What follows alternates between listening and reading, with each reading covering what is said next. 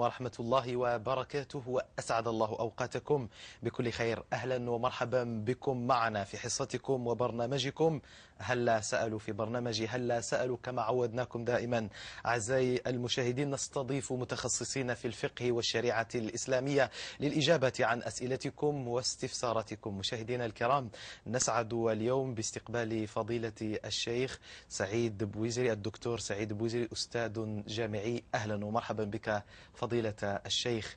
سيدي الكريم، بعد سنوات، بعد أيام قليلة بإذن الله تبارك وتعالى تحل علينا ذكرى عظيمة في نفوسنا نحن الجزائريين. 50 سنة من الاستقلال. كيف كنا وكيف أصبحنا؟ في هذه اللحظات أو في هذه الدقائق سيدي الكريم نود أن نستذكر معكم فضل نعمة الله تبارك وتعالى، وأن لنا أن نحصي نعمة الله، وإن تعدوا نعمة الله لا تحصوها، ولكن هي من فضل الله ومن رحمة الله ومن كرامات هذا الشعب ومن كرامات تاريخ الجزائري الحديث.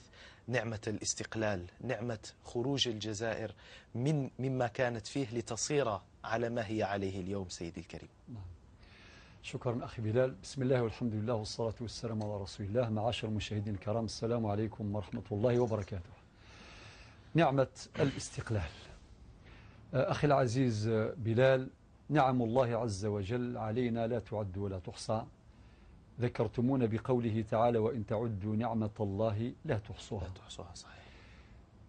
من أسباب ودواعي دوام النعم وزوال النقم أن نشكر الله عز وجل على النعمة. صحيح. الآية واضحة: ولئن شكرتم لأزيدنكم. وفي الحديث القدسي الجليل: أهل شكري أهل زيادتي. يعني من أراد أن يحتفظ بالنعمة وأن يبارك الله في النعمة عليه أن يلتزم الشكر. لذلك قال ربنا في آية أخرى: وسيجزي الله الشاكرين. مع الإنسان يشكر ربي سبحانه على النعمة، أولا ربي سبحانه يحافظ على هذه النعمة، ثانيا هذه النعمة تدوم وتزداد، ثالثا ينال الجزاء، جزاء الشكر، لقوله تعالى: وسيجزي الله الشاكرين. نعمة الاستقلال نعمة عظيمة جدا، ولكن ونحن نتذكر هذه النعمة لابد من ذكر مسائل في غاية الأهمية. المسألة الأولى أن نكثر من حمد الله عز وجل وشكره، لأن النصر صحيح أن الشعب الجزائري صغار وكبار، رجال ونساء، انتفضوا. سنأتي على هذه النقطة سيدي الكريم. يعني هذا شيء جميل، لكن النعمة في حد ذاتها أن تكون في حال ويغير لك الله ويغير الله عليك الأحوال من حال إلى حال. استشعار هذا الأمر هو شيء عظيم، شيء عظيم حقيقة. الإنسان يقارن بين وضع سابق كيف كنا وكيف أصبحنا. كنا في ظل الاحتلال، محتل يعني يعيش في أرضنا، يستولي على مقدراتنا ويقتل الشباب والشيوخ والرجال والنساء والصغار والكبار، يعني استولى على ممتلكات الشعب الجزائري. أيضا طامس أو أراد أن يطمس الهوية وأن يمسخ هوية الشعب الجزائري وأن يقضي على دينه وأن يدمر، فدمر مساجده ودمر زواياه وقتل الأرواح وفعل الكثير. فهو مستدمر كما يقول المولد قاسم رحمه الله. لا يستعمل كلمة الاستعمار، لأن الاستعمار من العمار، فلا يعمر ولكنه يدمر. ولكن الآن نستشعر نعمة الله عز وجل، نعمة الاستقلال في ظل سيادة وطنية واستقلال وطني. إقليمنا الأرضي وإقليمنا الجوي وإقليمنا البحري كله في مستقل. فنسأل الله عز وجل أن تدوم علينا هذه النعمة، ونسأل الله عز وجل أن نكون في مستوى شكر الله عز وجل، وأن نحافظ نحن أيضا على نعمة الاستقلال. أستاذي، في موضوع المحافظة، الإنسان إذا يقول أهل العلم على وجه الخصوص أن من أركان النعمة أو من الأمور الميسرة لشكر النعمة أن تستشعر هذه النعمة، فأما بنعمة ربك فحدث. لكن البعض ربما يعني خاصة ممن لم يعيشوا المرحلة، ونحن ربما منهم، يعني من لم يعيشوا تلك المرحلة، ربما لا يقيمون، لا يستشعرون مدى هذه النعمة. ولذلك ربما نستذكر حديثا أو أثرا من الآثار عن الصحابة الكرام: تكاد عرى الإسلام تهدم عروة عروة إذا عاش في الإسلام من لم يعرف الجاهلية. يعني نحن نستنبط من هذا المقولة ربما البعض لا يعرف هذه النعمة وقد يتسبب في أثر سلبي لأنه لم يعرف هذه المرحلة حتى يقول اليوم أنني أعرفها وأنني أستشعرها. صحيح يقينا. كيف نوصل هذا الشعور بالإحساس نعم. بأن هذه نعمة عظيمة يجب أن تشكر الله وتشكر من ساهم في هذه النعمة. بارك الله فيك. وهذا دور أهل الجهاد، دور الثوار في البلد، ودور الذين عاشوا تلك المرحلة الصعبة حقيقة، الذين يعني عاشوا مع المجاهدين، مع الشهداء الذين بذلوا الغالي والنفيس، الذين بذلوا أرواحهم في سبيل الله تعالى. هؤلاء يعلمون علم اليقين ماذا يساوي الوطن، ماذا يساوي الوطن. لذلك دور هؤلاء الذين عايشوا تلك الأحداث وتلك المرحلة أن يبلغوا هذه المشاعر، وأن يزرعوا في قلوب هذا الجيل الجديد ما معنى نعمة النصر، ما معنى نعمة الاستقلال، ما معنى أيضا مرارة يعني الاستدمار. الاهتمام، يعني هنا سيدي الكريم الاهتمام بالتاريخ كما يقال: لا يستقيم حاضر أمة جعلت تاريخها في الغابرين. نعم نعم. والتاريخ لا يقرأ مجرد يعني كأن للترف الفكري فقط، ولا ربما لمعرفة الأحداث، ولكن من أجل نقل هذه الروح، تلك الروح. صحيح. يجب أن تنتقل من الجيل الذي عايش تلك المرحلة إلى هذا الجيل، جيل الاستقلال. سيدي الكريم، يعني ربما يعني التفاتة فقط مقارنة، نحن هذه الأيام نعيش على وقع النجاح. صحيح. لأبنائنا وبناتنا ما شاء الله نسبة 65% نسبة النجاح في البكالوريا، وهذا بفضل الله، ونهنئ جميع الحاصلين ونقول للذين لم يتحصلوا إن شاء الله ما زالت الفرص قائمة. لكن مثلا حينما نرى هذه النسبة بعد الاستقلال، عدد الطلبة في الجزائر يقال كان مئات أو بضع مئات. صحيح. اليوم نحن نتحدث عن، اسمح لي، نتحدث عن مئات الآلاف. صحيح. بعد 50 نتحدث عن مئات آلاف. نتحدث عن تنافس شديد في العلم، في تحصيل العلم.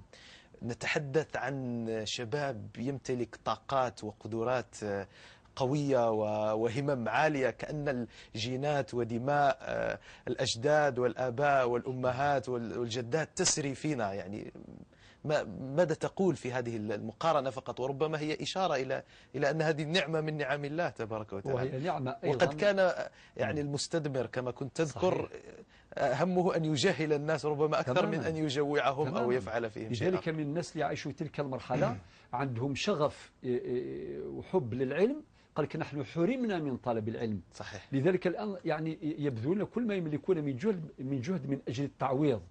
حرقة على العلم. هذيك الحرقة بارك الله فيك. يقول حنايا حرمنا الاستعمار الفرنسي، الاستدمار الفرنسي من العلم. أما الآن في ظل الاستقلال يشجع أولاده بكل ما يملك من أجل التحصيل العلمي ومن أجل نيل الدرجات العلى. ذكرت الآن يا أخي بلال واحد النشيد تعلمه نحن صغار عن العجائز وناس كبار كي كانوا يقراوه في وقت الثورة يعني. نعم. جميل. يعني وفيه معاني طيبة وفيها عهد لرب سبحانه عز وجل، تجديد العهد لرب سبحانه، كذلك تجديد للشهداء، العهد للشهداء للمحافظة على أمانة الاستقلال. يقول لك يا الجزائر يا الجزائر أنضحي الفداء، نطفي ذرار مرنا الاستعمار أغفى الحورية، نعوه ذا الوطن ذوي ذي مثن ورنحب سارة ألا من حرد ثمورث عزيزا أتسع اللواء. معنى الجزائر العزيزة علمها يرفرف في سماء الدنيا. الله. وعلى الجيل اليوم أن يحافظ على نعمة الاستقلال وعلى هذه الأمانة، أمانة الشهداء. بالنسبة لهذا سيدي الكريم، يعني ربما قراءة لفعل الاستقلال هو فعل الحر. نعم. هو فعل الحر وسلوك الحر. وهذا يدل، اسمح لي سيدي الكريم، يدل على أنه يعني وهذا نفخر به ونفتخر به أننا شعب حر. صحيح. في الأخير يعني كل ما تحمله هذه الكلمة. صحيح. حر، يعني فيه يعني دائما يتوق إلى العلالي، دائما تجده يعني لا يرضى ربما بالقليل، دائما صحيح. يريد أن يرفع، وخاصة هذا نشاهده في كثير من المناسبات، كيف أن الجزائري في أي مناسبة وفي أي لحظة إلا ويرفع علمه عاليا. نعم. يعني يستغل هذه الفرصة في جميع المحافل والمناسبات، في الرياضة أو في العلم أو صحيح. صحيح. وهذه الروح التي نريد أن تظل قائمة. صحيح. هي التي تولد الطاقة الطاقة التي تدفع جيل اليوم إلى التعمير، إلى البناء، إلى التشييد، إلى البناء الحضاري حقيقة، باش تبقى الجزائر دائما شامخة شموخ الجبال الرواسي. أما كلمتي مختصرة عن نتائج الامتحانات، حقيقة هذه النسبة مبشرة بالخير. نهنئ جميع الناجحين وكذلك أولياء الناجحين والمعلمين والأساتذة. قفل المعلم وفيه التبجيل كاد المعلم أن يكون رسولا، ولكن نقول لهم هذه مرحلة من المراحل، ودائما القناعة في العلم مرفوضة. لازم يكون عندكم دائما هذاك الشغف وهذاك الحب للتحصيل العلمي إلى أقصى حد ممكن، والوسائل موجودة. زمان أخويا بيان كانوا يقراوا للشمعة، حتى الشمعة ما كانش اللمبة نتاع الغاز وما لقاوهاش، مش اسمها الفنار او ماشي الفنار. هذاك يعني امور تقليديه جدا، ما كانش تريسيتي، ما كانش كليماتيزور، ما كان والو. ولكن الان كل شيء متيسر. باش نقولوا نوجهوا الرساله للجيل اليوم، نقول لهم في ظل الاستقلال عندكم كل شيء، قراوا برك باش ترفعوا رؤوسكم وترفعوا رأس الجزائر أيضا. ومن أراد الدنيا فعليه بالعلم، ومن أراد الآخرة فعليه بالعلم، ومن أرادهما معا فعليه بالعلم. أما بالنسبة للراسبين ما سيهمش أخويا بلال اللي خاسرين، نقول لهم عليكم بالصبر الجميل والنفس الطويل. إن شاء الله إذا خسرتوا هذه السنة يقول لك بالجزائرية كل محنة تزيد في العقل. أم كل محنة ثرنو ذي العقل ويلهلسس بيتمحنن. يعني هذه المحنة مرارة الخسارة في البكالوريا أو في أي شهادة من الشهادات لازم تتحول إلى طاقة باش العام الجاي إن شاء الله تجتهدوا وتنجحوا. وكل من سار على الدرب وصل. وأذكر الجميع ببعض الأبيات ما قاله أحد الشعراء والمتنبي: إذا رمت في شرف مروم فلا تقنع بما دون النجوم، فطعم الموت في أمر حقير كطعم الموت في أمر عظيم. وقال آخر: كذا المعالي إذا رمت تدركها فاعبر إليها على جسر من التعب، كل من سار على الدرب وصل. شكرا سيدي الكريم على هذه الكلمات وعلى هذا التشجيع وعلى هذا التذكير. وستكون لنا إن شاء الله في الحلقات القادمة من برنامج هلا سألوا وقفات نستذكر فيها نعمة الله تبارك وتعالى، ونعيد فيها ربما بعض الأحداث التي فعلا هي شرف وهي شامة في تاريخنا. مشاهدينا الكرام، أما الآن فنسعد باستقبال مكالماتكم وأسئلتكم، والأرقام التي ستظهر على الشاشة مع عليكم إلا أن تتصلوا بنا عبرها. ونأخذ أول مكالمة. سيد محمد من فرنسا، تفضل سيد محمد. السلام عليكم. وعليكم السلام ورحمة الله. مرحبا بك سيد محمد. نحبنا سؤال للشيخ. تفضل به سيد محمد. عندي المرأة مريضة بالديابات وتطلب 4 باري في النهار. ايه. وانت دي عليها قال لها طبيب ما تصوميش رمضان باش نحبوا زعما كيفاه نسلكوا، يعني باش نسلكوها صوادر هذا الشهر تاع رمضان. ايوه، يعني تقصد الفدية الحاج، تقصد الفدية. نعم هي. ان شاء الله. والحاجة تسمع فينا؟ تسمعنا حذايا. الله يبارك. قولها تهز لنا دعوة صالحة من عندها. ان شاء الله قالك يعني دعوة صالحة. الله يعزك، شكرا جزيلا. هذا هو سؤالك فقط سيد محمد؟ بارك غير عشان رمضان تحب تسلك رمضان ان شاء الله. مفهوم. سؤالك واضح. عندك هذا السؤال فقط؟ سيتو هذا برك. يا شكرا جزيلا لك، يعطيك الصحة الحاج، بارك الله فيك. إذا أستاذي الكريم أيضا معنا أسئلة قد وردت، ونبدأ مع سؤال سيد محمد من فرنسا. يقول: زوجته عافاها الله مريضة بداء السكري، والطبيب أشار عليها في رمضان أن تفطر. هو يسأل عن مقدار الفدية وكيفية، يعني ربما تجد الحاجة تجد حرج ربما من الإفطار. لابد من كلمة قبل أن أجيب عن هذا السؤال مباشرة. تفضل. لك الفضل أخي بلال. الحمد لله رب العالمين أنه حب الناس للعبادات عموما ولرمضان خصوصا يعني مظهر صحة حقيقة.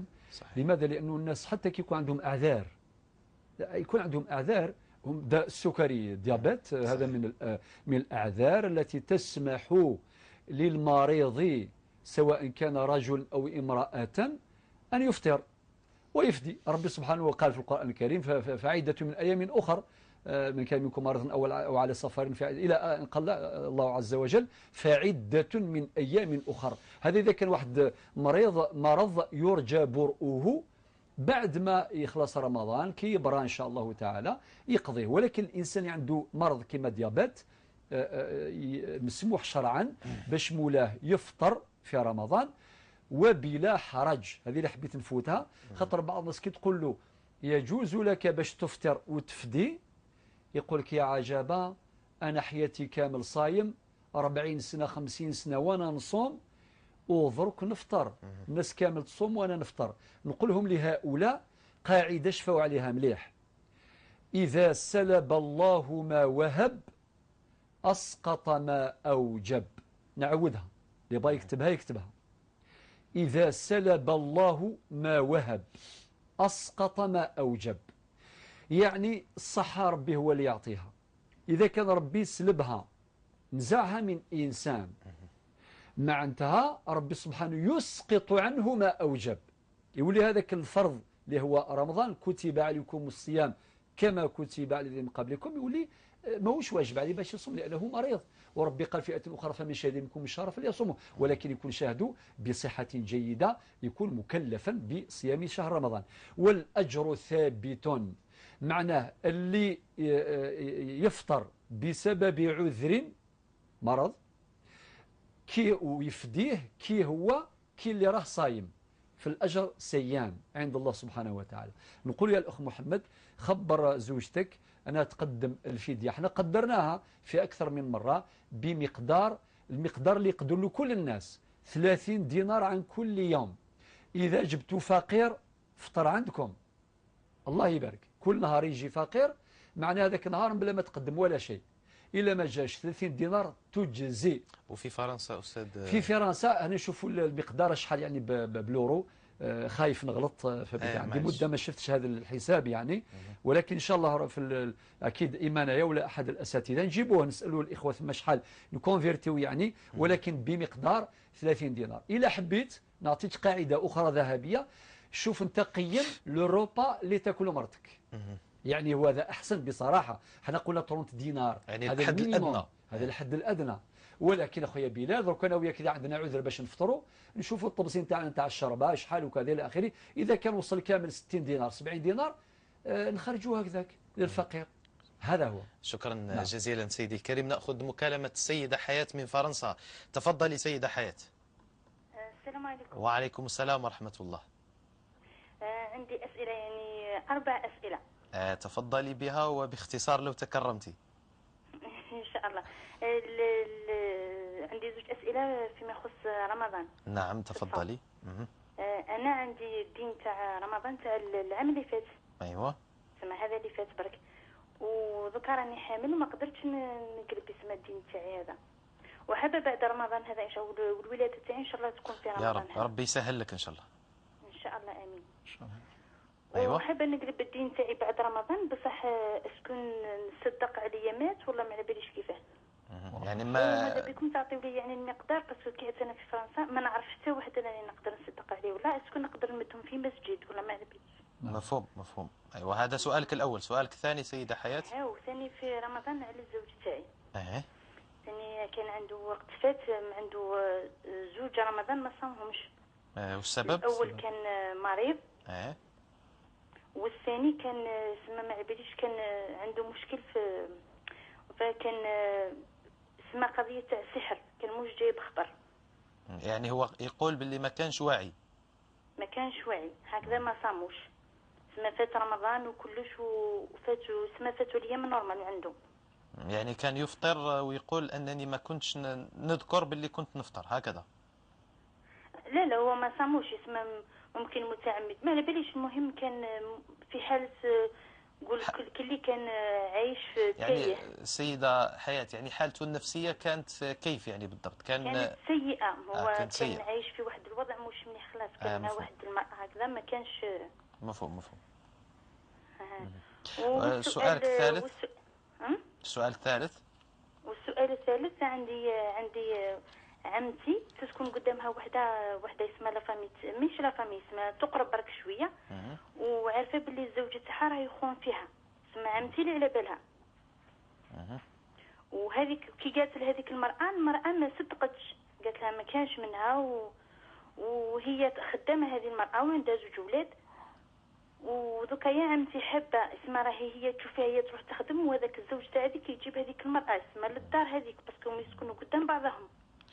مفهوم. حابه زيد نقول لها ونوعيها، بصح خايفه نكون انا سبب في الطلاق تاعهم، ولا يعني اسكو حرام عليها ولا تخلي الوضع. مفهوم سيدة حياة. سؤالك الرابع؟ السؤال الرابع عندنا هنا راهم يقولوا بلي ما على باليش هذاك الحبل السري هذاك الدم تاعو مفيد. مفهوم. مفيد لماذا بالضبط؟ هما يقولوا لعدة أمراض ما على باليش. المهم هنا راهم يعني حكم استعمال الحبل السري في المداواة الطبية يعني نقدروا اسكو نقدر نتبرع انايا به؟ يعني هما باسكو في اللحظات بعد الولادة يسحقوا هذاك الدم اسكو نقدروا نتبرعوا به إلى عاد هو يعني سبب باش يكون في الشفاء تاع عدة يعني اللي مرضى هذو. سيدة حياة، هذا الحبل السري يعطى لأطباء متخصصين أو يعطى لناس عاميين؟ تتخليه في الأوبيتال وهما يعني هما اللي يعرفوا واش يديروا به. للمتخصصين يعني للأطباء. خلاص مفهوم. هما يعني يقولوا بلي يفيد لعدة أمراض. مفهوم. بزاف السكري كلش. خلاص مفهوم. يعني لا عاد يعني يكون هكذا وما فيها حتى يعني مشكل في الدين تاعنا. اسكو نقدروا ولا ها؟ خلاص ان شاء الله اسئلتك واضحه سيده حياة. شكرا جزيلا. ان شاء الله تعطيوا لي معلومات مليحه على الصوم يعني تقولوا لي مليح واش قداش نصدقوا قداش ما على باليش هكذا. سورتو في فرنسا ما نعرفوش الناس ما نعرفوا حتى واحد هنايا هكذا يعني اللي فقير اللي ماهوش ما على بالناش واضح. تحددوا لي المبلغ واسكو نقدر نمدو نحطوا في مسجد مثلا.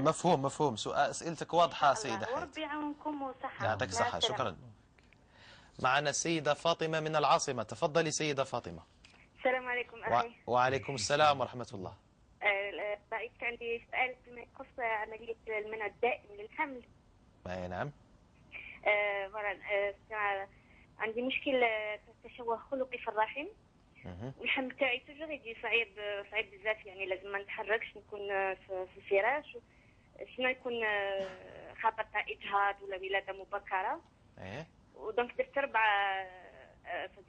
عندي ولدين وفقدت واحد لاني طرحته في 6 شهور. دونك مانيش عارفه بالوسائل المؤقته تاع منع الحمل ما نقدرش نديرها انايا. يعني سيده فاطمه يعني باللي يعني الاطباء اخبروك باللي الحمل راح يكون خطر على حياتك؟ ماشي خطر على حياتي لا هي قالت لي لازم تسالي المفتي لان الحمل صعيب كثير. يعني لازم 5 شهور نقعد في الفراش وكاين توجور خطر تاع الولاده المبكره يعني لو كان ندير اعمال منزليه ولا مفهوم ولا الوسائل الاخرى كما الحبوب ولا الستيريلي ما نقدرش نستعملها لاسباب صحيه يعني. مفهوم. دونك عندي هذا يعني الان ربط القناه. نعم استاذ سؤال واضح. خلاص سؤالك واضح سيدة فاطمة. شكرا جزيلا. بارك الله فيك. الله يبارك فيك. شكرا. بارك الله فيك. يعطيك الصحة. إذا أستاذي الكريم مع أسئلة سيدة حياة من فرنسا تقول يعني في رقبتها دين من رمضان السابق وهي حامل الآن كيف تصنع؟ أولا قرر الفقهاء الآتي. اسمعي الأخت حياة مليح هذه قواعد فقهية ثابتة. نعم. فقط ربما فيه مكالمة نأخذ مكالمة لها الأولوية. نعم. شكرا سيدي. معنا السيدة أم سيليا من تيزي وزو. تفضلي سيدة أم سيليا. سيدة أم سيليا من تيزي وزو. السلام عليكم. وعليكم السلام ورحمة الله. مرحبا بك. حبيت نسقسي دكتور بويزري. تفضلي يا سيدتي تفضلي. أنا مرا صافي نعيش مع ولادي راجلي ما كاش. معكمش تبعويا. رانا نسمعوا فيك. تحبي تطرحي سؤالك بالقبائلية تفضلي ما كانش مشكل. تفضلي. قلت لك أنا نعيش مع ولادي عندي. تفضلي. قلت لك أنا مرا عندي 46 سنة. الله يبارك. نعيش مع ولادي يبارك فيك. خدموا ولادي صغار على بالك هذا فوق هذا وشنو. صافي كي يعطوني الدراهم هذوك صافي نصرف واش نتصرف واللي بقى نخبيه عليهم ما نقولهمش بلي بقى لي. اوكي بقى لي هذاك الشيء نشري به حاجه كبيره يفرحوا بها وكاع بصح ما على باليش الا حسب ربي كي نخبيو عليهم ولا نورمال بصح كي نشري هذيك الحاجه كي نكمل هذاك المشوار يفرحوا بزاف. حبيت الدكتور يقول لي يفسر لي إلا راني ندير حاجة ماشي مليحة تغضب ربي ولا نورمال باسكو مازال ما نحقوش يعني كما يقول لك السن مازال صغار. ولا اسمحي لي أم سيليا زوجك كيف أنت في وضعية كيف يعني ما فهمتش؟ يعني هل مطلقة أنت مطلقة ولا مطلقة؟ خلانا راه صافي راني نعيش معاهم. تخلى عنك زوجك هو يعطي لك المصروف نتاع الدار هكذا؟ ما يعطيناش، قلت لك ولادي يخدموا قاريين ويخدموا مليح. هذه أموال ولادك. مليح. نعم. قلت لك يعطيوني المصروف. أيوة واضح. الشيء اللي يعطيهوني ما نكملوش بزاف، ما نصرفوش كاع، نخبي منه. نعم. الشيء اللي نخبي منه، الحاجات اللي نخبيها نشريها حاجه كبيره. باغ اكزومبل كي نطميت شريت الدار، راني نطمن نشري حاجه واحده اخرى صافي. قلت بصح كي شريت هذيك الدار قلت لهم ما قلت لكمش باسكو سينو يحبسوا يقولوا لي حتى تاكلي هذوك باش نزيدوا لك. فرحوا بهذيك الدار، داروا لي نقول لك فرحوا بزاف. الله يبارك. صح ما على باليش الا نغضب ربي هكذاك راني نخبيه. صافي هما اللي يعذبوا، هما اللي يخدموا هما.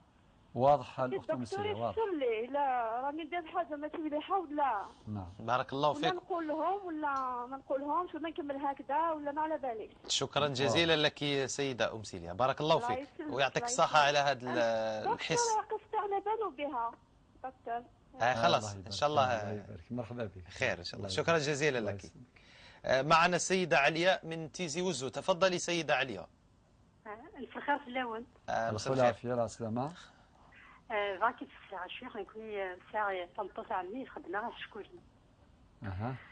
عطري دخلت مريضة مزوارو نقول سلات نسا كتغرض قال بيزمو قاروي تسمي سوق ديت الناس بدات كتغرض سوغالو ديزيام فوا تعاود انا لا طروازيام فوا تعاود انا نسوسن لا كاتريام فوا ننتقد الناس واش من خنت مين نبغي سلمى صحاف تقول ناس ناس ما غادي كيف يخدمن ناس جلوت سقارويو اسرا شو الحكم تاكياسك الا قلت نصح عليه فرح انا عطيكم الصافي يعني ثم فلاس تفهمت باللي تخدم شغل كاع الولد نطفيت وكاستيون وسين نعم اسك ما تيش صارت وضع الاناء فيه الماء فوق قبر الميت بدعه. وضع الاناء هل الاحتفاظ بصور الميت والنظر اليها حرام؟ هل عند دفن الميت يجب اختيار جار الحسن؟ وهل ترك الوصيه للدفن اي مكان الدفن جائز؟ الوصيه اللي يخليها محسوب الميت قبل ما يموت قال قبل ما يموت يقول يوصي الغاشي يوصي دفنوني لهيه ولا ليه هكذا. لا هكاك واضح. شكرا جزيلا لك. نعم. هل هناك مزيد من كاستيون؟ نعم. هل هناك صلاة خاصة نصليها لكي نرى حال الميت في القبر؟ خاطر هذه قرأتها في كتاب أحوال الميت، أحوال الموتى وأمور الآخرة. خلاص شكرا جزيلا لك سيدة علياء. بارك الله فيك. يعطيك الصحة. بارك الله فيك. شكرا. إذا أستاذي الكريم مع أسئلة المتصلين الكرام. السيدة حياة كنت تجيب عن سؤالها. تفضل. نعم تفضل. السيدة حياة من فرنسا هي قالت بلي كان عندي هي كانت عندها دين ما قضاتوش العام اللي فات في رمضان، وهذا المرض يقول أنا راهي حامل. وفي قاعدة قلت قررها الفقهاء: المرأة إذا توالى عليها الرضاع والإرضاع والحمل أو الحمل والإرضاع فهي معذورة إلى غاية زوال العذر. يعني المرأة كانت عندها عذر وما صامتش، من بعد رمضان هذا راهي حامل ما تقدرش تصوم حتى بعد رمضان إن شاء الله تولد بالسلامة والعافية. حنا نقول لها ما دام الأعذار هذه موجودة ما عندكش حتى إثم، ما كيش آثمة. النهار اللي تبراي كامل ويخلص دم النفاس وترتاحي وحتى من الرضاع، لأنه رب سبحانه قال في حق الأولاد أو من حقوق الأولاد: والوالدات يرضعن أولادهن حولين كاملين لمن أراد أن يتم الرضاعة. النهار اللي تقدري تصومي تقضي جميع الأيام اللي فاتوا على وجه الاستحباب، ماشي ضروري، ماشي أوبليجي. كيف يعني هنا؟ مستحب باش تقدم الفدية عن كل يوم قضته. إذا كان مثلا العام اللي فات شهر كامل ما صامتوش، وهذا العام هذا الشهر اللي جاي إن شاء الله في رمضان ما تصوموش، معنا عندها شهرين، يعني عندها 60 يوم. هذو كي تقضيهم إن شاء الله بتكون بالصحة جيدة إن شاء الله تقضيهم. تقضي جميع الأيام. والقضاء بالتتابع أو ممكن التفريق؟ بارك الله فيك على السؤال أخي بلال. ليس شرطا أن تتتابع الأيام، ما هو الشرط. المهم يكون عندك الحساب.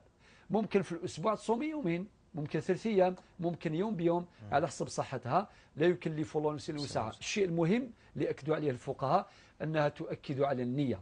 إنما الأعمال بالنيات كما قال النبي صلى الله عليه وسلم. تدير النية بتقضي أيامها خلال السنة. وثبت من السيدة عائشة كانت تقضي بعض أيامها في شعبان، يعني تخليهم حتى لشعبان، حتى يعني أيام الحيض نتاعها وهكذا تخليهم حتى لشعبان أحيانا، ماشي كل يوم، باش نقولوا هذا أمر جائز ليس فيه حرج. ولكن بالنسبة للأخت هذه اللي عندها هذه الأعذار، النهار اللي تكون في صحة جيدة تقضي الأيام نتاعها كما حبت. ممكن تقضي السمانة يوم مور يوم، ممكن دير الانترفال نتاع يوم بيوم، هي حرة في ذلك. وكي تكمل أيامها كامل ولا أثناء قضائها لأيامها، إذا أرادت أن تقدم فدية عن كل يوم فهذا على وجه الاستحباب وليس على وجه الوجوب. أستاذي الكريم، تتحدث عن الفدية، يعني قلت أنها مستحبة في حقها الآن مقدارها. نعم، المقدار نأكد باش نخرجوا كاع من الخلاف. كل واحد ولا كل واحدة، لأي واحدة يعني عندها عذرها، تقيم من أوسط ما تطعمون بأهلكم. يعني هذا الرأي قوي في الفقه الإسلامي. حنا هنا في هذا المنبر قدرناه بالنسبة للجزائر حوالي 30 دينار المينيموم، هذا الحد الأدنى. واللي يقدر 50 دينار، اللي يقدر 100 دينار، يعني 10,000، الله يبارك. ولكن وفيه مخرج آخر، واحد يقيم الروبا نتاعو العادي، خاطر ممكن تكون الروبا حوالي 12,000، ممكن 7,000، ممكن 6,000، لا موين هذيك المعدل واحد يخرجها للفقراء والمساكين. ولكن الأخت حياة تقول أنا ما نعرفش فقراء في فرنسا، هل يجوز نقدمها للمسجد؟ الجواب نعم. مساجد في فرنسا كاين يعني كما نقولوا صناديق خاصة لمثل هذه الأمور، للفدية تاع رمضان. نعرف ذلك، عندنا دي دوني مع معطيات ومعلومات عن فرنسا. كاين مساجد كثيرة نعرفها تسير هذا الأمر معنا في صندوق خاص، اللي عنده الفدية يخرج درهم ثم، ولا يخبر الإمام إذا كان خايف، ويقول هذا المبلغ بالأورو، مثلا 100 أورو ولا 200 أورو واش خرج لها، هذه خاصة بفدية رمضان.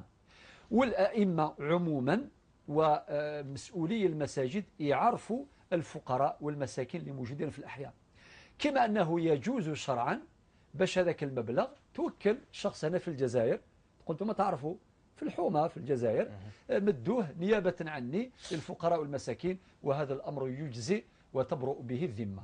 زوجها تقول أنه كان مريضا في عامه الأول لرمضان، لم يصوم بسبب المرض، أما في العام الثاني كانت حالته سيئة نفسيا للغاية، لدرجة أنه بعد هذه الحالة قال لها أنه لم يكن يعي ماذا يصنع، وتقول أن ربما به سحر كما قالت. طيب الأخت، ربي سبحانه قال في القرآن الكريم لا يكلف الله نفسا إلا وسعها. وكتكلم ربي سبحانه عن أمر رمضان قال يريد الله بكم اليسر ولا يريد بكم العسر. هذه آية في القرآن الكريم جت بعد الحديث عن رمضان. ما دام ربي سبحانه يبغى اليسر، يبغى لنا اليسر، ما يبغاش يشدد علينا ولا يحرجنا. ما دام عنده عذره بالمرض خلاص فهو معذور. بالنسبة للعام الثاني هي كما قالت كان سيء للغاية وغير واعي إلى آخره، التكليف رفع عنه في هذه المرحلة، فبالتالي ما دام يعني هو مش يكلف الله نفسا إلا لا وسعها. يكلف الله نفسا إلا وسعها. إذن الآن هو ذمته مشغولة، يصوم شهرين، يقضي شهرين يفرقهم، يدير الانترفال كما قلت، يعني عادي. وبالنسبة للفدية أيضا على وجه الاستحباب، ما دام العام اللي فات ما صاموش ومازال العذر قائم، على وجه الاستحباب، معنى هذا أمر مندوب، يعني ليس واجبا، لا في حقه ولا في حقها، لا في حق الأخت حياة ولا في حق زوجها. يصوموا الأيام اللي هم مسؤولون، يعني عندهم مسؤولية عليهم، يعني دين هذه ذمتهما مشغولة بهذا الدين. بعد ذلك لا شيء إلا على وجه الاستحباب بالنسبة لهذه الفدية. نعم. أستاذي الكريم، أيضا عندها سؤال بخصوص عمتها العمة. نعم. طيب بالنسبة للأمر يا أختي الكريمة، ذكرك بحديث النبي صلى الله عليه وسلم اللي يقول الدين النصيحة. هذه رقم واحد. رقم اثنين، حديث آخر النبي عليه الصلاة والسلام: ما يزال جبريل يوصيني بالجار حتى ظننت أنه سيورثه.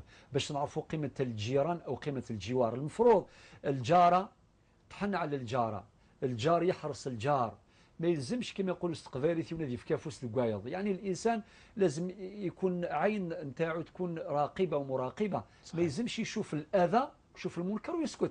وفي ربما حديث من أعظم الذنوب.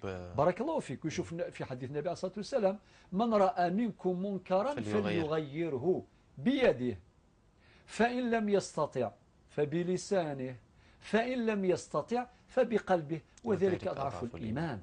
فبالتالي هذا العم نتاعك المطلوب باش تنصح يعني هذيك الجارة نتاعها، تعطي لها المعطيات، تعطي لها وهل المعلومات. تفضحها؟ لا، الفضيحة لا، النصيحة لا الفضيحة. تنصحها وهي أيضا تنصحه. يعني ماذا بك تأخذ منها عهد، تقول له زوجك شفت فيه سلوك غير سوي وكذا وكذا إلى آخره، أما ذا بك هي تأمره تنصحه، تقول له يا فلان حذر روحك، وربما تقول جاءتني أخبار وجاءتني معلومات أنك كذا وكذا وكذا. المهم تعطي له فرصة للتوبة، لأنه هذه مسألة مهمة أيضا في دين الله عز وجل. تعطي له فرصة للتوبة ولا تفضحه، ولكن تنبهها إلى هذا الخطر. هل لها من باب يعني الزجر، من باب الزجر تهدد المعني بالأمر؟ يعني إذا واصلت هذا الأمر نعم وممكن أيضا هل هذا من الحكمة ربما من في الحكمة معالجة؟ بارك الله فيك. من الحكمة أن تستخدم هذه الوسيلة وأن تلجأ إلى هذه الطريقة. يعني تروح تهضر مباشرة، تقول يا فلان أنا رأيتك كذا وكذا ولاحظت عليك كذا وكذا، الآن أنصحك لله سبحانه وتعالى. إما خاطر هي نصحت الزوجة نتاعها، قالت لا أبدا إلى آخره، أنكرت الأمر يعني. وهذا من ثقة الزوجة في زوجها. هذا أمر مهم للغاية، ويجب أن تكون الثقة متبادلة. ولكن هذه تنصحه، تقول يا فلان لا تخن هذه الثقة، وتنصحه لوجه الله تعالى. وقد تهدده، نعم، تقول إذا لم تنتصح ولم تنزجر ولم تعد إلى جادة الحق والصواب سأقول كذا وكذا وكذا. وربما سيكون هذا تنبيها له ويعود إلى طريق المستقبل. أستاذي الكريم، أيضا تقول الحبل السري يستعمل لمعالجة بعض الأمراض، هل لها أن تتصدق به أو أنها تهبه لمخابر للاستفادة منه في أمراض أخرى؟ أرد على الأخت حياة بقوله تعالى: فاسأل به خبيرا. سمعنا هذا الكلام حقيقة أخي بلال، وفي كل مرة شرعنا يأمرنا باستمرار إلى أن نلجأ إلى الخبراء. ربي قال: ولا ينبئك مثل خبير. خبير معنى اكسبير في الدومين، سبيسياليست يعني في الطب. ولذلك أنا سألتها هل هو فعل الطبيب أو فعل ربما بعض الناس اسمح لي يعني صحيح، يعني ما يسمى بالطب الشعبي وكذا، يقول لك نعم هذا هو. لا بارك الله فيك، سؤالك مهم حقيقة. هو احنا سمعنا بهذا الكلام أنه يستفاد منه في بعض الأمراض، ولكن باش نتيقن ربي سبحانه أمرنا بأن نتثبت ونتيقن وأن نحيل هذا الأمر إلى أهل الاختصاص. فبالتالي إذا كان أهل الاختصاص من الأطباء قالوا أكدوا بعمليات مخبرية وبتحاليل وإلى آخره وبتجارب علمية، فإذا كان ثبت بأن هذا مفيد، الشرع يقول يجوز، الشرع الإسلامي يقول يجوز، لأن فتوى المفتي تكون بعد الاستماع إلى رأي الخبير. وربي سبحانه يعلمنا لا ميثودولوجي المنهجية باش يكون تعاون كل واحد في مجال اختصاصه. ربي قال في القرآن الكريم: فاسألوا أهل الذكر إن كنتم لا تعلمون. أهل الذكر شكون هما؟ معنى أهل الاختصاص اللي في الدومين، السبيسياليست. يعني كلمة أهل الذكر يعني واسعة ما يزيد تصل إلى غير الفقه الإسلامي. بعض الناس كي يقرأ هذه الآية معنى غير الأئمة الشيوخ نتاع الجماعة والمفتين، لا. أهل الذكر معناه السبيسياليست، معناه أهل الشأن، أهل التخصص. والشريعة الإسلامية السمحة إذا تقولنا إذا كان الخبراء أكدوا بأن هذا الأمر نافع طبيا صحيا، فالشرع يجيز ذلك بدون حرج. السيدة سيليا من تيزي وزو، سيدي الكريم، تطرح مسألة. فاطمة اللي في العاصمة المشكل نعم في الرحم. نعم الله يبارك فيك. تفضل سيدي. مادام عنده علاقة معليش تفضل لك الفضل أخي بلال. شوف يا الأخت الكريمة، أيضا نبقى دائما مع الخبراء. وقبل ذلك أذكر الأخت فاطمة من العاصمة بقوله تعالى: لا يكلف الله نفسا إلا ما أتاها، لا يكلف الله نفسا إلا وسعها، وما جعل عليكم في الدين من حرج، يريد الله أن يخفف عنكم وخلق الإنسان ضعيفا. آيات تترى تؤكد على مبدأ رفع الحرج. لذلك تقول هي الحمل نتاعي صعب والوسائل الأخرى ما تقدرش تستخدمها وشي من هذا القبيل إلى آخره، ولادة مبكرة وكذا. أنت سألتها هل حياتك مهددة بخطر؟ قالت لك لا. نقول لك يا الأخت فاطمة، لكن ربما صحتها تبقى دائما في معاناة. فإذا كان المعاناة هذه نتاعك يعني غير محتملة، حتى ولو كانت حياتك في غير معرضة، يعني غير معرضة لخطر، ولكن لا تنهك هذا يعني فيه إنهاك، فيه إعياء، فيه إرهاق كبير. هنا بكل صراحة الأخت فاطمة، الفتاوى اللي نصدروها دائما نعتمدوا على الدوسي ميديكال بصراحة، يعني باش نكونوا سيونتيفيك ميثوديك، يعني نعتمدوا على في مثل هذا. أخي بلال أنا أطلب الدوسي ميديكال على طول، يعني ممكن إرسال الملف الطبي نقراوه يعني. والعنوان البرنامج سيظهر بعد قليل، هلا سألوا شارع شهداء إلى آخره، سيظهر بعد قليل على الشاشة. تأخذه السيدة فاطمة وترسل عليه يعني صور طبق الأصل على ملفها الطبي إلى الدكتور سعيد بويزري، وإن شاء الله ستسمع الإجابة منه بإذن الله. تكون الإجابة سريعة الأخت يعني فاطمة، حتى تكون مريحة لك ولضميرك قبل كل شيء. وفي نفس الوقت أخويا بلال باش نعطيو للرأي العام رسالة، نكونوا منهجيين في التعامل باش تكون الفتوى نتاعنا. ونشكر الإخوة التقنيين على خرجوا لنا مباشرة. نعم، جزاهم الله خير. يعطيكم الصحة، بارك الله. باش إن شاء الله تكون الفتوى مبنية على معطيات علمية دقيقة، تكون فتوى صحيحة إن شاء الله. شكرا جزيلا لك سيدي الكريم. السيدة سيليا من تيزي وزو تقول عندي 46 سنة، وهي الظاهر أن زوجها قد تخلى عنها وتدخر بعض المال من أولادها، تعطى على أساس أن هذا المال هو لمصاريف، ولكنها تأخذ جزء منه من أجل مصالح حياتهم. وهذا يعني ربما، اسمح لي سيدي، هو من شرف المرأة الجزائرية أنها دائما يعني لها عقل سبحان الله اقتصادي، وأحيانا تساهم في نجاحات لعائلتها ولزوجها ربما. تفضل سيدي. بارك الله فيك. تعليق أخي بلال يعني نزيد نثمنه يعني بارك الله فيك، لأنه فعلا المرأة في واحد مثل القبيلية ممتاز في هذه النقطة، يقول لك ثمطو في حرزن ثيف ثيوغا إشرزن. ثيوغا ذو كثيرا اللي حرفوا بهم. نعم. معنى المرأة اللي تحرز دارها، اللي تحافظ على دارها، اللي تنميه كما قلت هذه العقلية الاقتصادية، ماهوش أي ندير واسي تشاف يظني قارن، يعني دراهم يدخلوا لها وهي تصرفون بلا حدود ولا سدود.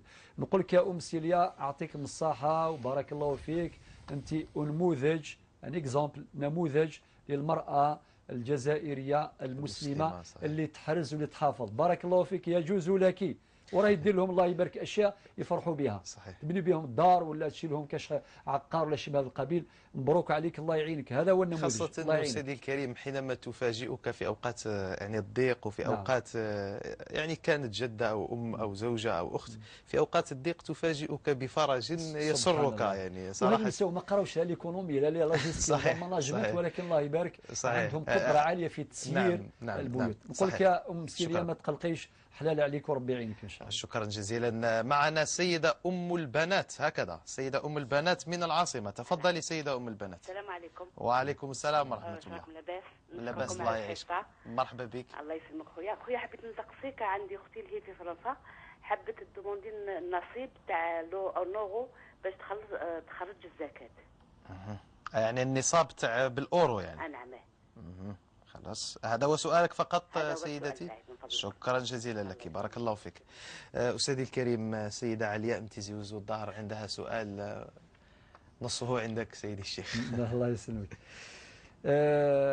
ذا شاميني غاولت مع علياء سيدي وزو ثم زواروث أدي هضو ربي، ثم في سيدي هضو ربي خاطر مادام طفمت أفير ذا زوارو من بعد سمح ماس ثيكلتي السنة ثلاثة أربعة سيدي هضو ربي ذا يزمر غادي نيغ، ولكن ذا دينيغ باللي ثمسة تقيل السحر وكذا هذا حرام في شرع الله عز وجل. معنى لازم يعرفوا كل الناس بأن السحر كما قال النبي صلى الله عليه وسلم من أكبر الكبائر، واسمى في حديث آخر من الموبقات. من الموبقات معناتها جاي مع الشرك بالله ومع قتل النفس بغير حقوق. معنى هذه جريمة كبيرة جدا اللي يدير السحر حرام في شرع الله. كم من أسرة دمرت، وكم من علاقة قطعت، وكم من فتنة وقعت بسبب السحر. صحيح. بسبب السحر.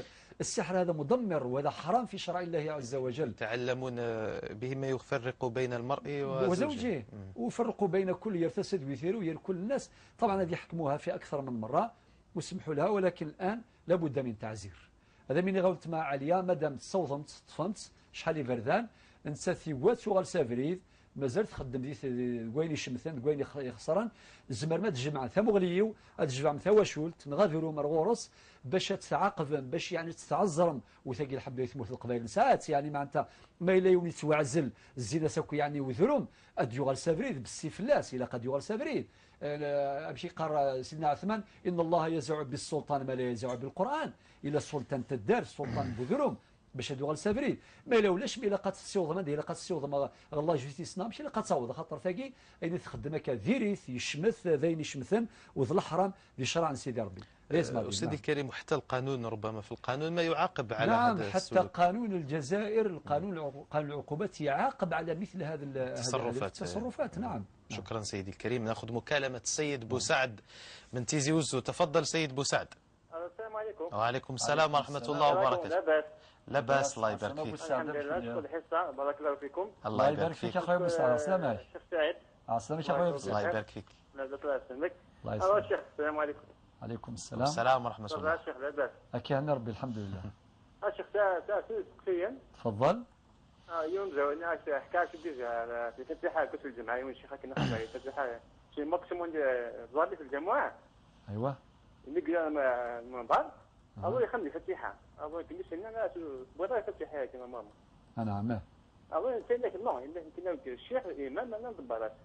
أكيد جاوب أخويا بوسعد بارك الله فيك. الله سيد جاك نرى معك ياسن اللي فيها غاية من الفيزياء أظن الفيزياء يعني وسعنا طفل غاشية نوقع كما داوني مسلح يزم هنا يجوز لا يجوز لا وفي مارس سوسنا بوسعد عاود كان أخويا سوس الناس يون الأربعة ياسن أها يفضل خمن الفيزياء يبرد أيوة الله سمي خمن الفيزياء يعني وبنا غاشية كونتيتي مش العنات وينات أها تشاهد أها أظن إنه كل زمان نخلي الحين نص كان الحزب ياسين.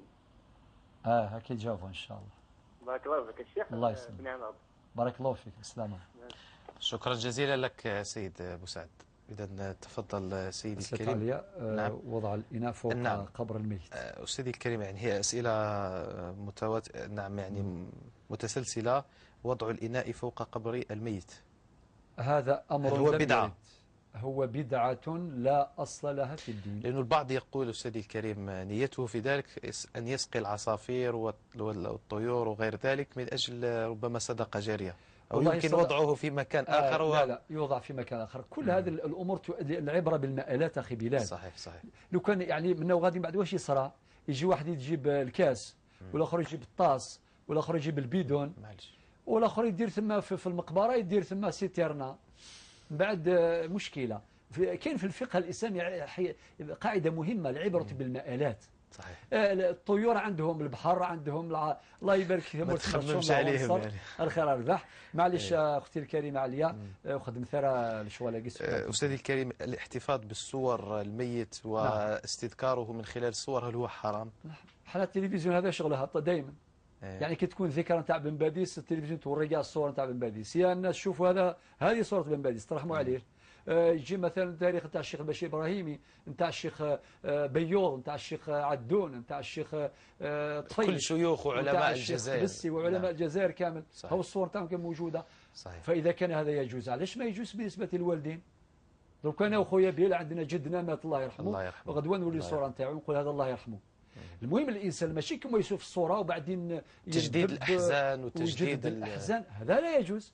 اما ذكر غدوه يجي وليدك اخويا بوليد وليدك تولي تقول هاي صورة جدك الله يرحمه. الله يحتفظ بهذيك الصورة ويدعو له وإن شاء الله يرق قلبه ويعرف قدره ويدعو تعليق صورة حتى هذا أمر لا نرى فيه بأسا. الشيء اللي ماشي مليح هو ليكسي، هذاك اسمح لي التطرف. تلقى ربما دار ما عمرها شغل اكسبوزيسيون، كانه معرض الصور، هذا لا يدير كذا بعض الصور في الكوزينه ولا في الصالون، ولا يجيو ناس كل صوره من هذا فلان الله يرحمه، الله يرحمه، يترحموا يعني عليه، من ما باب كان في تجلب. حتى حاجه، يعني هذه ما في حتى حاجه يا جماعه الخير، الدين يسر. أستاذي الكريم، اختيار جار الميت، نعم. يعني يقال هذا إنسان صالح يوضع أمامه هذا كذا، هل في ذلك أصل يعني؟ هو اختيار المقبرة صحيح، معناتها مقبرة المسلمين، هذه مسألة أجبنا عنها في أكثر من مرة. أنه بالمناسبة اليوم قرأت في بعض الصحف في الجزائر وين يعني بعض المهاجرين عنده مشاكل كبيرة في أوروبا، مشكلة يشريوا المقابر بالدوفيز، يعني ربما يبقوا يخلصوا يعني نعم مدة طويلة. وإحنا الحمد لله هذا الأمر منظم. صحيح. يعني المقابر باينة في القرى والمداشر والمدن، اللي مات F1 تاعو مضمون، يعني الخبر تاعو مضمون، ما كاين حتى مشكلة. باش ولازم ما نخرجوش من النظام. في نظام القرى مثلا وبعض المدن يديروا شغل ديكاري هكذا، مثلا هذه الكارين تاع عائلة فلان، هذا تنظيم، يعني تنظيم جيد، باش ما يجيش كل واحد يقول لا ديروا تحت الشجرة، ديروني الاخر، ديروني عند الباب، ديروني، ما ينفعش. المهم رانا في مقبرة المسلمين، وباش ما نضيقوش، إذا كان في الدنيا كاين الزحمة وكاين، ما لازمش تكون الزحمة في المقبرة. صحيح. درك إذا كان الأمر ميسور، إذا كان الأمر ميسور معليش تخيروا له أي مكان. هل له أن يوصي؟ بالنسبة للوصية تنفذ إذا كان ما فيهاش حرج. كيف؟ يعني بعض الناس يقول لك أنايا دفنوني في المكان الفلاني، ويضر مكان تاع الزراعة وتاع البنيان وكذا، ويخلي المقبرة، لا تنفذ هذه الوصية. حبيت نقول وصايا الميت ليست واجبات، ليست واجب، توضع في غربال الشريعة. الشيء اللي قالوا يشرع يجوز، الله يبارك الله يبارك، خاطر ممكن هذاك الميت قبل ما يموت يوصي، يقول لنا كي نموت فلان ما يجيش يحضر الجنازة نتاعي. وكاين بعض الأولاد اللي ينفذوا الوصية، تنفيذ هذه الوصية باطلة. يقولوا ما توقفش عند قبري. لا هذه الوصية لا تنفذ. لذلك إذا كان الوصية نتاعو بالدفن، يقول دفني في هذا المكان، وما يديرش حرج للأحياء، نفذوها، طبقوا هذه الوصية. إذا كانت تسبب حرجا ما تنفذوهاش. أستاذي الكريم، هل هناك صلاة خاصة كذا؟ لا، شوف يا أختي الكريمة، أخت عليا بنت زيزو، نقول أولا احنا سمعنا وقرينا في ميراث النبوة ما تركه النبي صلى الله عليه وسلم، أحاديث صحيحة تبين لنا كيف يكون حال الميت، معنا رحلة الموت الخالدة من لحظات الاحتضار كي ضربوا سكرات الموت حتى ليوم القيامة. عندنا فيها أحاديث النبي صلى الله عليه وسلم تبين أحوال الموتى. ابدأ من هذيك اللحظة نتاع الدفن، يقول فيها النبي صلى الله عليه وسلم استغفروا لأخيكم واسألوا له التثبيت فإنه الآن يسأل. لذلك يا أختي الكريمة ندعو دعوة الخير. وبالنسبة للقرآن الكريم للصلاة، تصلي أي صلاة، في أي صلاة تدعو السجود، تقول يا ربي رحمه ووسع عليه، ما الفائدة أن تعرف كيف حاله. ندعو الله عز وجل باش يجعل قبره روضة من رياض الجنة. وربما إحسان الظن بالله تبارك وتعالى، ونحسن الظن بالله سبحانه وتعالى. نقول مادام هذا مات مسلما، يا أيها الذين آمنوا اتقوا الله حق تقاته ولا تموتون إلا وأنتم مسلمون، مات مسلما نحسن الظن بالله، نقول إن شاء الله راح في الجنة وربي يرحمه ويرفع مقامه في جنات النعيم. السيدة أم البنات من العاصمة تقول نصاب الزكاة بالأورو. أولا أشكرك يا أم البنات، يعني يعطيها صحة، تسمية رائعة، يعني صحيح. خطاب توجه لجميع النساء ولا جميع الرجال اللي عندهم غير البنات، وبلا عقدة قد أم البنات. ربما هل تعتقد باللي ربما تجاوز الناس هذا الأمر، ربما تجاوزوه ولا مازال؟ يعني والله في بعض القرى مازال محنا، يعني إن شاء الله ربي يهدينا جميعا، وكاين مازال هذا المحنة. يعني المفروض خلاص يعني ولكن إن شاء الله خلاص مع الوقت إن شاء الله نجتهدوا جميعا نتعاونوا باش هذه الظاهرة، المهم ربي يجعلهم مخلصين. من كان له أختان أو بنتان فأحسن إليهما كنت في أحاديث النبي صلى الله عليه وسلم تبشر، يعني فهم البنات إن شاء الله ربي يحفظك. آمين. النصاب نتاع الأورو 3485 أورو، 3485 3485. اللي عنده هذا المبلغ ومعناه ودار عليه العام لازم يخرج 2.5% ربع العشر. شكرا جزيلا لك سيدي الكريم. سؤال السيد بوسعد من تيزي وزو. اخويا ابو سعد لا سلامك ديال الكاز العالي، ربي يحفظه الله يبارك. ما آمين. شاء الله رجل مخلص، الله يبارك واشهد ما شاء الله. يعني عليه بهذه الشهاده على ما الهواء شاء الله. مباشره، ربي يحفظه ان شاء الله. هذا الشيء اخويا ابو سعد بالنسبه لعقد القران الفاتحه، وقت الصلاه لا تصح. وقت صلاه الجمعه يعني الامام ولا اي انسان يروح يقرا الفاتحه في هذا الوقت، لا، نصف ساعه تقريبا من 1:30 حتى للزوج. الوقت هذاك اللي يكون فيه المنبر، الامام فوق المنبر يدير الخطبتين اللي يعادلوا يعني ركعتين، وثم يصلي ركعتي صلاة الجمعة. في هذاك الوقت لا، ننصح بإعادة عقد القران بهذيك الفتحة يعودوها، يعني لأنها وافقت وقت وقت الصلاة أو الجمعة مفروضة يعني إذا نودي إلى الصلاة من يوم الجمعة فاسعوا إلى ذكر الله. وبعدين ربي قال فذروا البيع وذروا البيع، يعني المعاملات كلها. والشيخ شعراوي الله يرحمه من روائعه في تفسير القرآن الكريم، ربي قال ما قالش وذروا الشراء، قال وذروا البيع، لأنه الإنسان كي يبيع لحظة القبض، كي يقبض هذاك المال، حتى في ذاك الوقت باش الإنسان يقبض يقول لا أقبض الآن، أستجيب للنداء. بعدها مباشرة ربي قال أستاذ، وهل يعتبر العقد باطلا؟ يعتبر هذا العقد باطلا شرعا يعني فقهيا؟ عند بعض الفقهاء هو باطل. نعم، لذلك ولكن عند بعض الفقهاء لا يبطلونه، ولكن خروجا من الخلاف ننصح بإعادة عقد القران. أنا ننصح باش أدعو الفاتحة كما ثم ابو سعد. أستاذي الكريم السيد كريم من العاصمة يقول حكم السؤال الثاني نتاعو تفضل. بالنسبة ذيك الفيديو خويا ابو سعد اشو قالهان بنادم ذي القرآن الكريم، على كل حال هذه مسألة خلافية بين أهل العلم. ممكن ذي القرآن الكريم أين يغرى أين ميزمر من بعد أسيني يا ربي اقبل ثواب بين غريغ في الروح الفلاني، اللهم تقبل أجر ما تلوت أو ثواب ما قرأت عن روح فلان.